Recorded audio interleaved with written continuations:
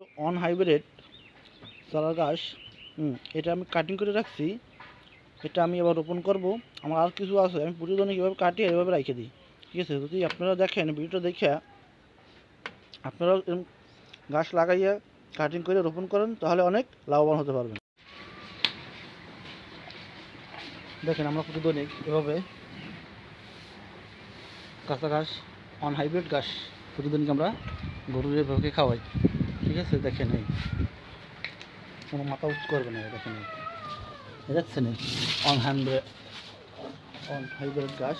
ঠিক আছে, প্রতিদিনই আমরা এভাবে এই কুটোর সাথে মিক্স করে তারপরে আমরা খাওয়াইতেছি এগুলো। ঠিক আছে, আপনারা এভাবে করেন অনেক লাভবান হবে। এভাবে ঘাস কাইজা রাখছি, এভাবে প্রতিদিনই সকাল বিকেল আমরা কুটোর সাথে মিক্স করে সোহাগ এগ্রি খামার থেকে ভিডিওটুকু আপলোড দেওয়া হচ্ছে। যদি ভালো লাগে তাহলে সাবস্ক্রাইব ও শেয়ার ও কমেন্ট করবেন। দেখছেন এভাবে খাইতেছে, কোনো মাত্রা উঁচু করবে না, একেবারে এক ধান দিয়ে খাইতে থাকবে। আর প্রতিটা হাউস একেবারে ক্লিন পরিষ্কার থাকবে। ঠিক আছে, এবার টোটাল আপনার সবসময় ক্লিয়ার থাকবেন, কোনো মশা মাছি ঠিক আছে এগুলো বিদায় থাকবে না। দেখেন আমাদের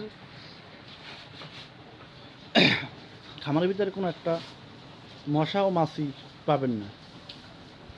তত ক্লিয়ার রাখবেন, পরিষ্কার রাখবেন, অতই গরুর জন্য উপকার, কোনো গরুর ক্ষয়ক্ষতি হবে না, মশা ও মাছিতে জ্বালাবে না। দেখেন একবারে দেখছেন কত সুন্দর, কোনো মশা মাছি নেই। নিরাপত্তা খাইতে আছে ঠান্ডা মাথায়। আপনারা এভাবে করেন তাহলে অনেক ভালো হবে। সব হাউস ক্লিয়ার রাখবেন পরিষ্কার করে, কোনো মশা মাছি থাকবে না পাশে। দেখেন আমি ছোটো মোটো সারাদিন রাত ফ্যান চালাইতে আছি, কম বেশি 2টো ফ্যান চলে। আপনি এভাবে করেন তাহলে অনেক ভালো হবে। কোনো ক্ষয়ক্ষতি হবে না ইনশাল্লাহ।